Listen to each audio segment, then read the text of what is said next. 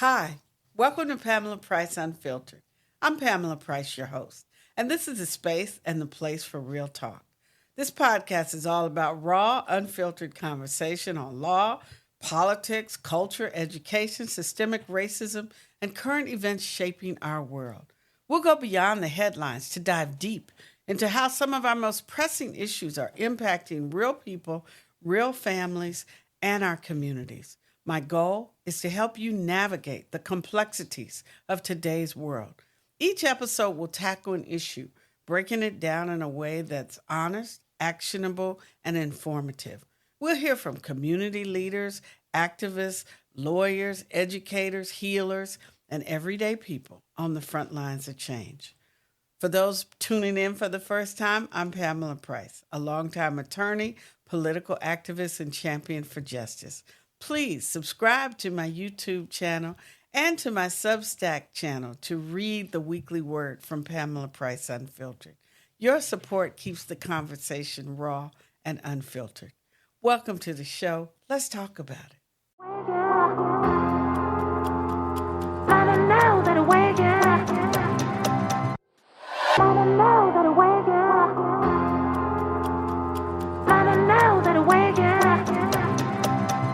Welcome to Pamela Price Unfiltered.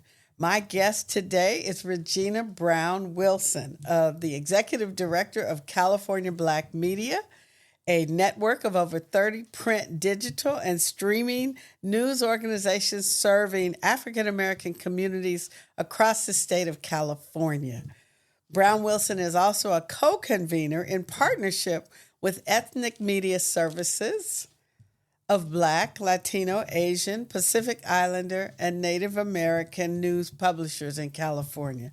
Wilson has had numerous official and advisory roles in state government. She was appointed a commissioner for the 2020 Census Complete Count Committee and helped secure an investment of over $50 million from the state for paid media to promote census participation, a significant portion of which was allocated to ethnic media. She is a member of the African American Empowerment Council of California, the Sacramento NAACP, and Governor Gavin Wilson's minority-owned small business task force under the Government Operations Agency. Brown Wilson also chairs a think tank for Black women, housed at California State University, Domingo Hills. Regina, welcome to Pamela Price Unfiltered, and thank you for coming. Well, thank you for having me. I'm excited to be here. Yes, we're excited to have you. This is a time that we're focusing on media and information, disinformation, misinformation. And so it's great to have you here as giving us a different perspective than perhaps the mainstream media that people often get. So tell us about the work that you have been doing for the last 10 years now? Yeah, so I will tell you, the past 10 years has been, or has felt like a whirlwind, because we've gone through a pandemic together. We've gone through a census. We've gone through several elections. We've gone through the unrest with George Floyd and what that, shine a light on our communities. And so it feels like it's not ever been ending, what we have gone through. I mean, we've gone through folks who have had to deal with hate and in California launching a large campaign around hate and looking at the African American numbers of being still the number one most hated or most reported of hate crimes that we have. I mean, I would say for the last decade, and it's probably been longer than that, of when they've been recording the information. So tell us, what have you been able to sort of, navigate for California Black media in the midst of, post-COVID, but also where we saw such an acceleration of information right now? How is that impacting the work that you do, and how are you dealing with that? No, I would just tell you, you have to tune out a little bit. I think you have to, I am very much so, I pay attention to the social media. I look at social media, for instance, as the new the new paper boy. I don't believe that social media is a tool to get information. So it's a delivery system. And so what I recognize though, if you really want true, really strong content, I mean, think about what it just takes for you to get your show together, right? If somebody told you to do that every hour on the hour, it just would be impossible. You're a human being. And even with I think people are still looking for authenticity. So I think we have all these new novel things that are that we have at our fingertips with technology. But I do, I still go back to the core of what makes what we do so well. And California Black Media does a great job at um, good old-fashioned journalism. And we go and we take our gut, and my gut tells me this is a story, and I then I get a photographer, get a freelance writer, whoever on it, and we then make it beautiful. We go back and forth. We take a whole week. I mean, in real world, we're not necessarily breaking news, but we don't have the budget to break news, and so we don't necessarily say that we have to necessarily break news. I think we put news into context. We make it so that, I remember growing up being like, people like, oh, well, are you reading the LA Times? Are you reading this, the Washington Post? And the funny part about all of that is that I felt like I always had to read between the lines. No one asked the question, how is this going to impact African American community? So they'll look at a very big issue and not understand that it may have very different implications in portions of our community. And what does that look like? We're not all the same. And we know that no community is, but people sometimes think that Black community is all the same. We are not a monolith, right?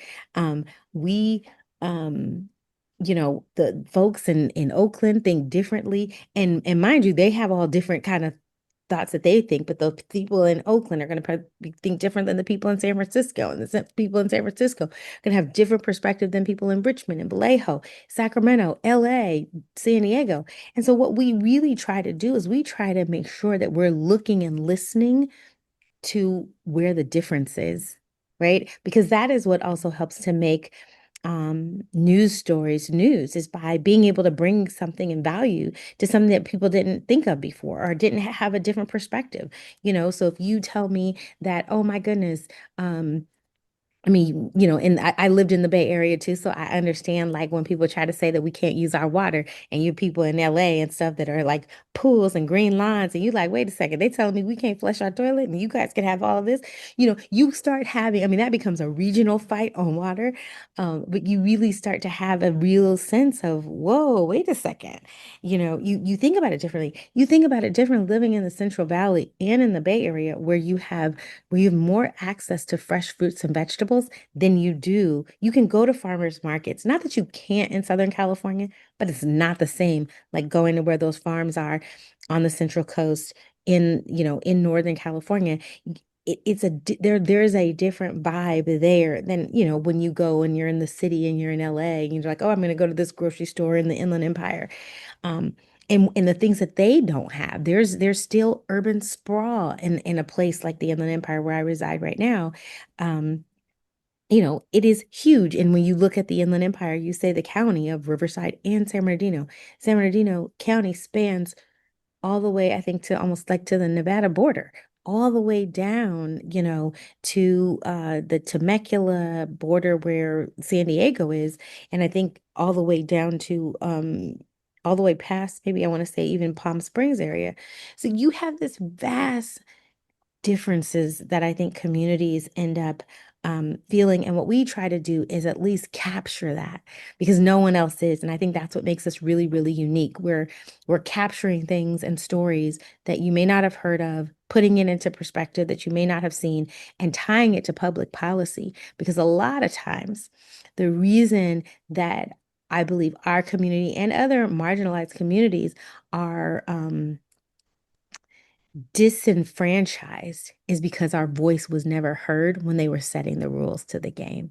And when you're not there when they're setting the rules to the game, that and or that maybe or that, not maybe, but that shall, you know, That's what then makes a difference because people become so definite in what they want done and they don't understand how it may impact downstream other communities. And I was able to have the opportunity to watch that firsthand when I worked in the Schwarzenegger administration. And I knew nothing about government other than, you pay your taxes and you recognize that government is there for, you know, it's there.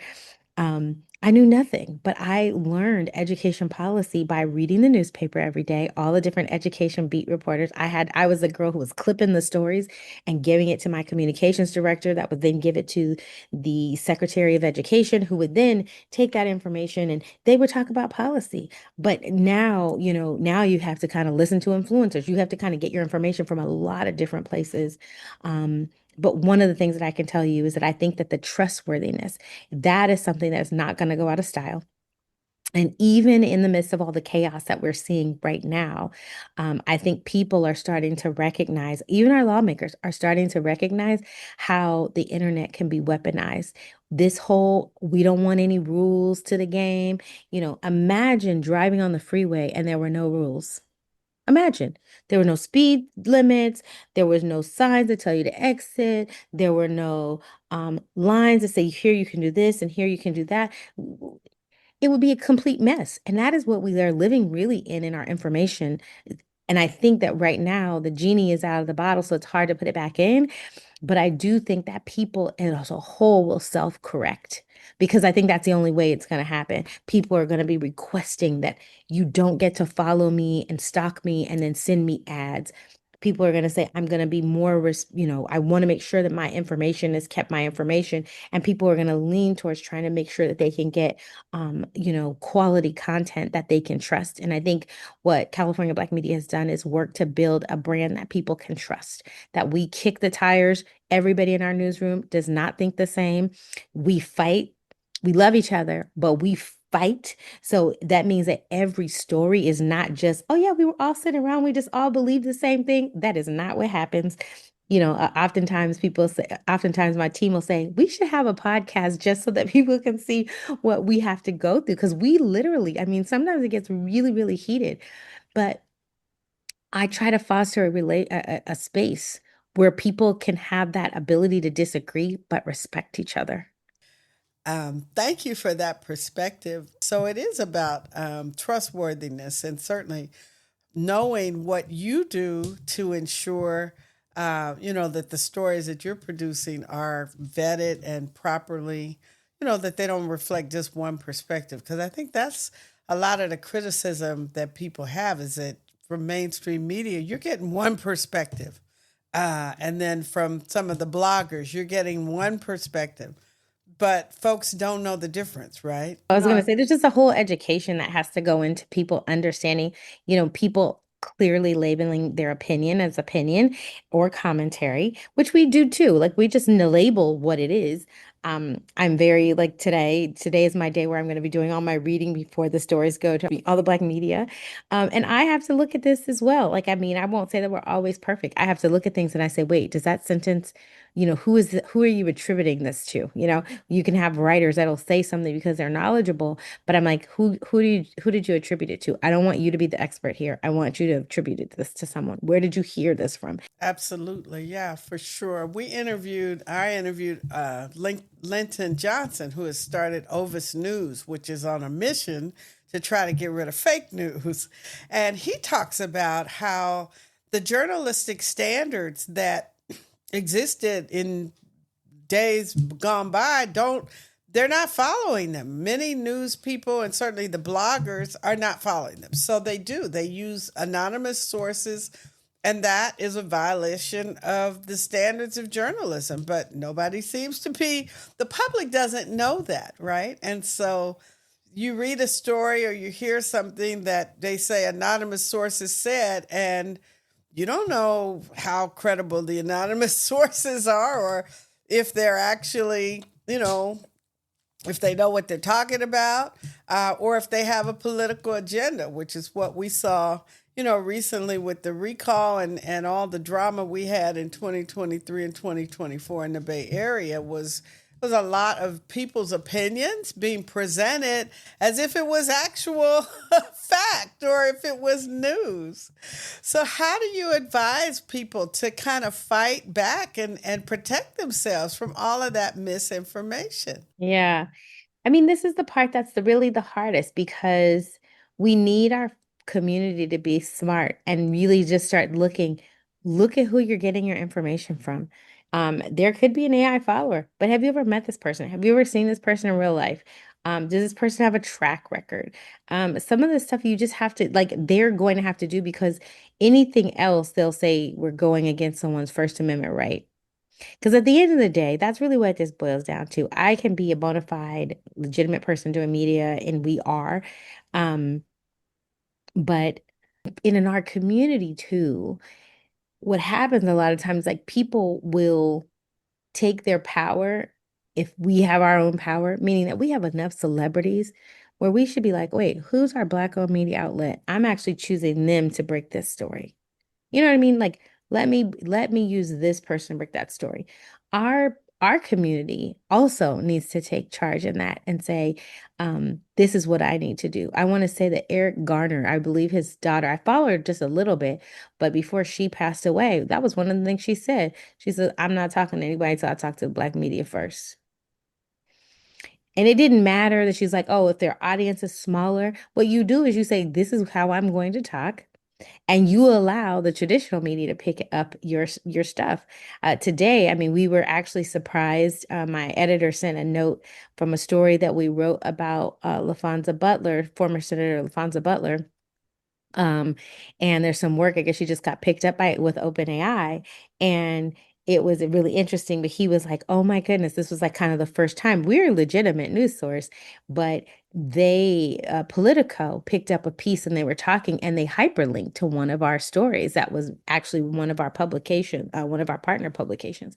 And so that's nice because, for a long time you had traditional media who would just try to bypass the stories that we had, like try to act like we didn't matter, like we could be breaking a news story and they would then be like, nope, I want to go talk to the people so I could pretend like I broke it. They would do that because there was that standard. But I think that over time, we have been able to, consistently show excellence. And not that I'm looking for anybody else's approval. I think that's whenever we probably stopped all of that. I don't care about their approvals. I don't really care about anybody else's approval. I think that the work that we're doing is just trying to make sure that the Black community has access to quality, high content, that's credible content that they can rely on. And um, and as it goes for trying to, really trying to figure out how to get the public to better understand that. I mean, we just need them to get savvier. And some are. I mean, I am seeing things, I won't lie to you, I'm seeing things where people say, um, they'll hear somebody say something online, and then they'll say they're waiting for a credible news source. Because they're still saying, I don't know if I really believe that because I'm waiting for this credible news source to say. They're like, oh, I mean, in this case, I was reading something, they wanted TMZ because it was celebrity related. So they were waiting for TMZ to break the news because they didn't feel like it was real if TMZ didn't break the news. And so I think that people are starting to get to that point of trying to make sure that they, um, uh, you know, are able to feel comfortable with the information that they're getting. We just need to make sure it becomes more of a, um, you know, not the exception, but the rule. Right. Normalizing that you will do your research, which is, Linton's advice was do your research. And we had the experience in January of 2023, shortly after I was inaugurated on Nextdoor, which is, a platform. It's just a platform, but people take it as news, as what's happening. And so somebody said, well, Pamela Price just bought new televisions for all of the inmates at Santa Rita County Jail.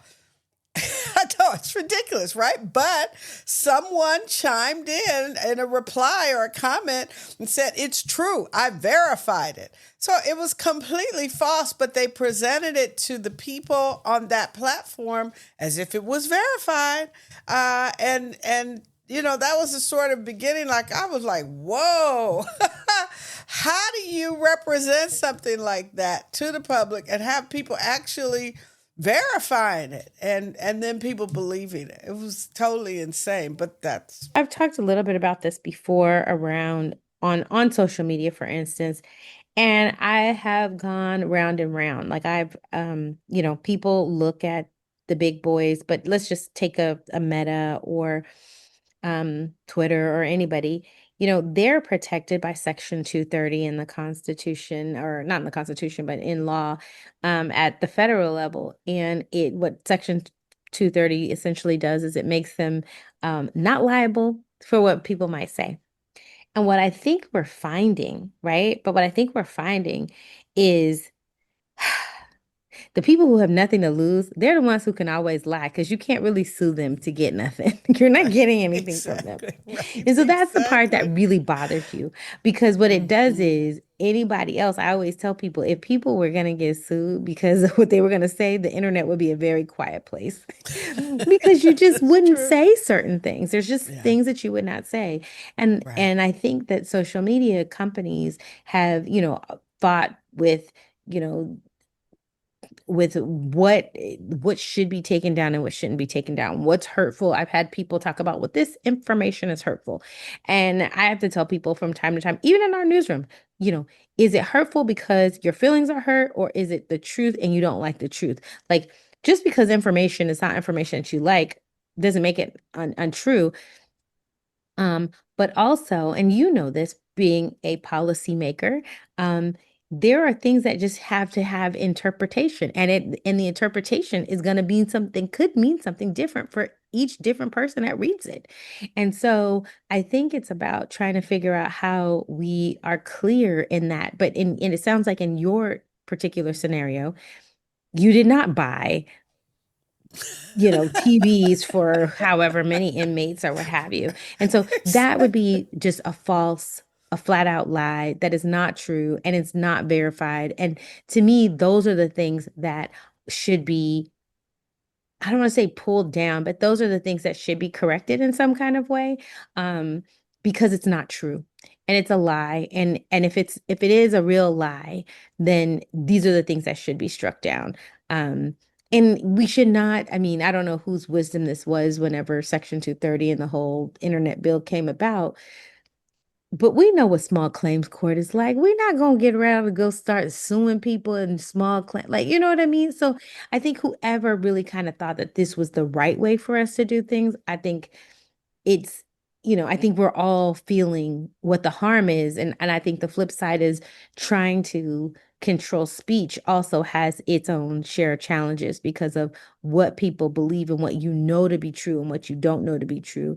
Um, it's really icky, it's just really sticky. And I think, we just what we try to do is stay above the fray, because I think there's right now, um, I haven't seen a pathway forward on how you really fix it. Yeah. Yeah. It's so That's the true part that's the because hardest. yeah. Yeah. It's so true. When you get into the fray, the first thing people say, well, it's my First Amendment right. And yeah, you got a First Amendment right to lie, but it's not fair to the public, right? I mean, and I think you have a First Amendment right, but maybe not to lie, because you still have to say what's truthful, right? So you still have to have, you can say it, but then you can have repercussions by just saying something that's not true. Um, and I think that we don't want to stop people from doing that, but I think also people cannot, you can't submit. It's a crime to submit a false police report, right? Like if I submit something that is a false police report, it's a lie. That is a that is, so yeah, it would be my right to be able to do it. But if it is a lie, then it would not be right. And I feel like, there has to be something within, like there has to be a happy medium somewhere, that when we know that it's an actual, uh, just a flat out untruth lie, then those are the things that, should probably be removed, or some kind of asterisk needs to be next to it so that it's, so it's clear, so the reader doesn't even think that it's real.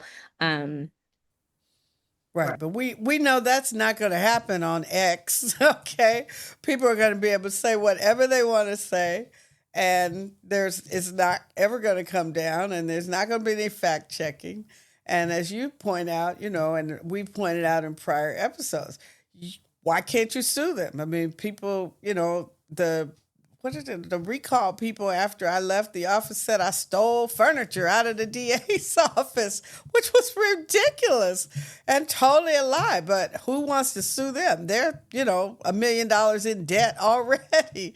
Well, Uh, right, which is where that part comes in, right? People who say things are usually reckless because they don't have anything.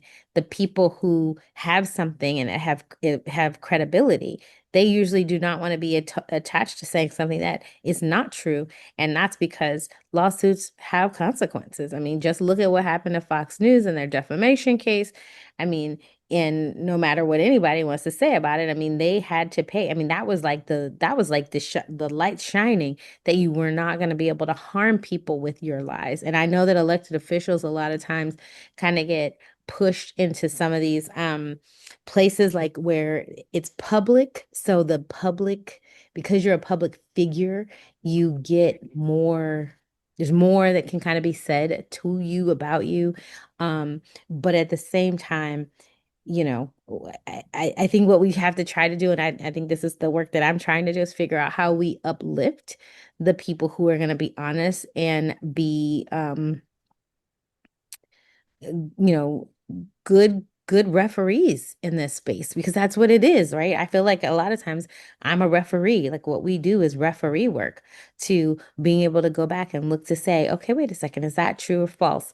You know, and it may be that, oh, we don't have enough information to label it either way, but we know that it's not, but you can't just sit out here and say that it's true. So, this is some days it makes me feel like, okay, maybe I want to go to law school to look at this because this is a whole thing where you could just really work to try to make the laws better, but not infringe on people's First Amendment rights, which I believe wholeheartedly in protecting even the speech that I don't want to protect, even the speech that I don't agree with.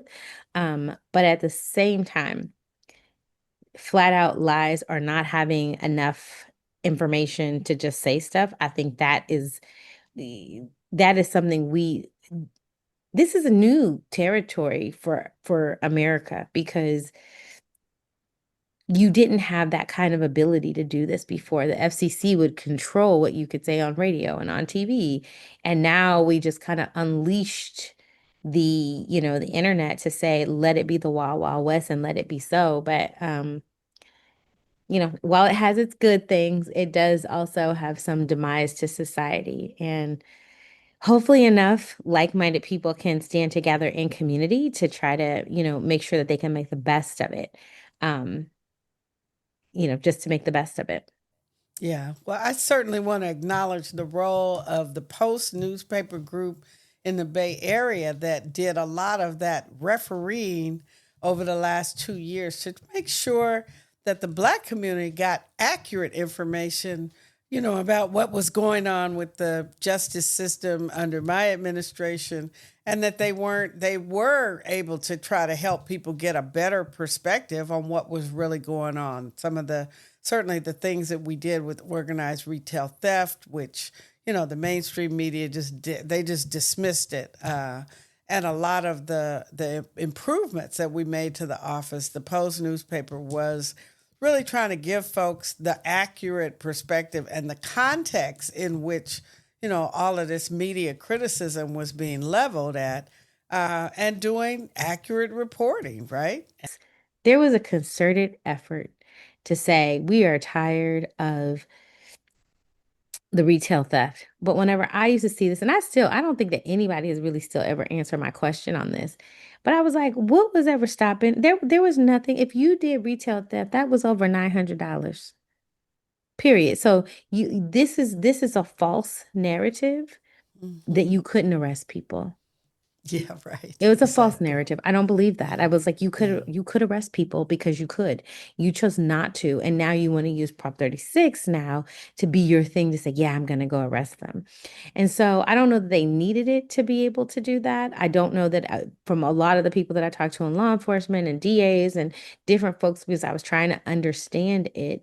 Um, but I also knew that, people know how to play the system and the game And from my understanding, a lot of the things that people were doing around the retail theft, I mean, it was kind of funny that there was a lady, it was a husband and wife who were Anglo, and they were in San Diego, and they had a huge retail theft, but they had all the black and brown people going to steal all the stuff for them. And so that was really sad to see that, you would prey on people who don't have to go do that kind of dirty work. Alameda County right now is leading the state. I think Los Angeles is ahead of us, but we are leading the state in Proposition 36 prosecutions of relatively low-level crime, people with mental health issues that are not getting treated. So there's a lot. Yeah. That's right. So I would tell people, if you start finding that you're getting into a whirlwind with someone and they keep coming back, go check their profile. When you check their profile, you'll realize that they're not real people. Right. It's a bot, right? How many times did I see something and I'm like, do something? And my people would come back and say, that's a bot, Madam DA. It's not even a real person. It's not a real person. It's a bot. But a real person put the money up for that bot, right? A real person controls that bot and has made that directive for that bot. Yeah. But the interesting part is that you don't even have a way of tracing it, because if I'm a free account and they are putting the dollars to put all these, kind of bots in place, they're not even paying. It's not paying for advertising. So, my message for anybody who watches this program, and anybody, especially in the Black community, be careful about what you let your eyes see. Be careful about what you let your ears hear. And make sure that you're vetting the information, and do not waste your time. I mean, this is going to be our time to go back to the old school. It's going to be community meetings and those community town halls. And guess what? We can do those via Zoom now. You don't have to come out of your house, but we can have those things that are in person, so that we make sure we know who in our community is a part of these conversations, that they're real. And I think that is what's going to matter. I think it is going to be the things that happen whenever you have to look at voting, those kind of things, connecting community. That's going to be the stuff that we're going to get back to, because there's so much that you can't trust, that people are going to be looking. And so I think that a lot of the folks in Alameda County across the state, if they take that approach, I think that they're going to find that they will win out. It may feel like you're losing. It may feel like a long battle. I feel like I'm a part of that long battle, but just know that, the slow and steady is who wins the race. I don't think that ever changes. Valuable wisdom. Thank you, Miss Regina Brown Wilson. Thank you so much for joining me on Pamela Price Unfiltered.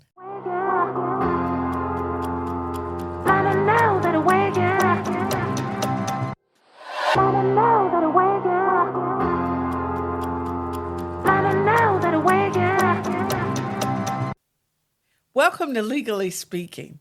The Federal Communications Commission, known as the FCC, is in the midst of a full-on assault on the First Amendment and diversity, equity, and inclusion. Trump has fully weaponized the FCC to go after his enemies. On day one of his second term, Trump signed an executive order targeting the media. It's a directive called Restoring Freedom of Speech and Ending Federal Censorship. It's a way to censor information and effectively rebrands all speech into Trump's version of the news. Just like he branded the equal opportunity policies of the last 60 years with the stroke of a pen, saying that DEI policies, quote, undermine our national unity as they deny, discredit, and undermine the traditional American values of hard work, excellence, and individual achievement in favor of an unlawful, corrosive, and pernicious identity-based spoils system. The person to carry out Trump's war on the truth is Brendan Carr, the FCC's Trump-appointed chairman. He was originally appointed to serve on the FCC in 2017 by Donald Trump, and his term was renewed by President Biden in 2023. In 2020, Carr attacked the World Health Organization's response to the COVID-19 pandemic. He was a vocal surrogate for Donald Trump in the 2020 presidential election. Carr most famously wrote the FCC chapter of Project 2025, Trump's Policy Bible. Carr revived an FCC probe into a news distortion complaint against CBS over the same 60 Minutes Harris segment that was at the heart of Trump's personal lawsuit against CBS. Carr launched investigations into DEI practices at Disney and Comcast NBC Universal. He has been a leading voice to ban TikTok, calling TikTok digital fentanyl. In July, however, Congress voted to rescind $1.1 billion in funding that was already allocated for public broadcasting. They voted to eliminate all federal funding for public broadcasting for the next 2 years. For years, public broadcasting has provided information to people, almost 60 years, as an alternative to mainstream media. According to PBS CEO Paula Kerger, news represents only 10% of PBS programming. But PBS and its member stations receive about 15% of their operating budget from the Corporation for Public Broadcasting. Smaller stations in rural areas are the ones that most depend on the corporation's funding from the government, as much as 40% of their revenue. Trump demanded, and the right-wing Congress passed legislation to defund the Corporation on Public Broadcasting to eliminate funding for PBS, NPR, and the now disbanded Voices of America. The legislative action against the corporation and PBS and NPR is blatantly political. Trump wrote on his Truth Social platform, NPR and PBS are a radical left disaster and 1,000% against the Republican Party. It is still important to distinguish between misinformation and disinformation. Misinformation may be false or inaccurate, but it's information that too often badly informed facts are mistaken as truth, like what you hear on Nextdoor. People really think they're telling the truth, however, without malicious intent. They just present the wrong information. Disinformation, on the other hand, is designed to deliberately mislead people. Misinformation can be accidental, while disinformation is maliciously intended to spread false information. Both lead to accidental ignorance or deliberate ignorance, which continues to deceive the public, which is why we need shows like this that talk about the unfiltered truth. Shadow banning on social media is also a major threat to credible information. Shadow banning is when social media platforms purposely limit or hide content. This content moderation places a restriction on viewer visibility and sometimes suppresses vital information needed to educate the public. Shadow banning, however, is not illegal. Firing news personalities who disagree with Trump is also not illegal. High-profile network terminations that we've seen are Joy Reid, Stephen Colbert, Terry Moran. What is the bottom line? In the new age of information, it is absolutely essential for people to look for many different media sources with diverse perspectives so that you can weigh the facts, reason, and judge for yourself the difference between truth or false information. We all need to subscribe to and support online independent publications such as Substack. We're on Substack for a reason, and I was delighted when Terry Moran, after he was fired from ABC News, announced that he was joining Substack. My friend and fellow author Pamela Drake introduced me to Substack. Locally, check out the Oakland Observer and Oakland Side. Also support Black news media such as the Post News Group, the Sacramento Observer, San Francisco Bayview, and the Sun Reporter. Nationally, look for The Intercept and Truth Out, Democracy Now!, The Joy Reid Show. In the words of Joy Reid, I'm proud to be his opponent. If a fascist is displeased with me, then I think I'm doing the right thing.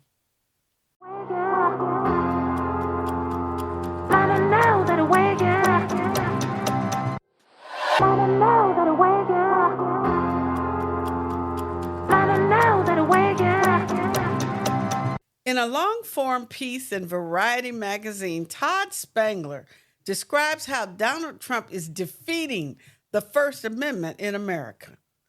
Trump got a $16 million settlement with Paramount, the owner of CBS. He also got a $16 million settlement with Disney Corporation. He also got Congress to defund the Corporation for Public Broadcasting, thereby reducing the funding available to PBS and NPR. The goal, as described by Jamil Jaffer, the executive director of the Knight First Amendment Institute at Columbia University, quote, appears to be to make the government the only source of information and authority in our society. So what's driving the Paramount settlement? The backstory is a backroom deal worth billions to Paramount. Paramount owns CBS, Nickelodeon, Paramount Pictures, and Comedy Central, and a bunch of other stations. They were selling local stations to one of Trump's billionaire buddies, Larry Ellison. Ellison is the co-founder of Oracle and a close buddy and investor of Elon Musk. Paramount needed the FCC approval to sell to Ellison. After the settlement with Trump, the FCC approved the deal with Ellison. The media is all about the Benjamins. Making money is far more important than telling you the facts. News is what they say it is and what sells, not the truth or the facts. For Paramount, $16 million was nothing compared to the value of the $8.4 billion deal the FCC approved. And Trump is winning the ideological warfare.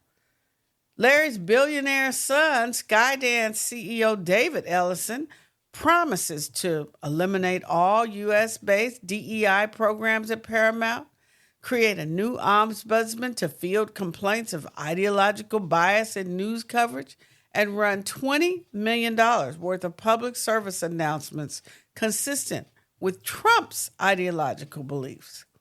So if you watch CBS, Comedy Central, or even Nickelodeon or any of the stations that Paramount and Skydance owns, get ready to be Trumpified.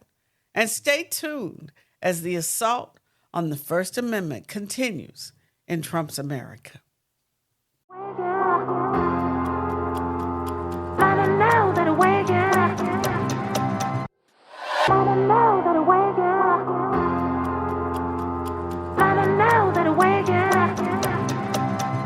Thanks for tuning in to Pamela Price Unfiltered. Please like, share, and subscribe to my YouTube channel. And please, this month, sign up as a founding member or a paid subscriber to my Substack newsletter to read the weekly word from Pamela Price Unfiltered.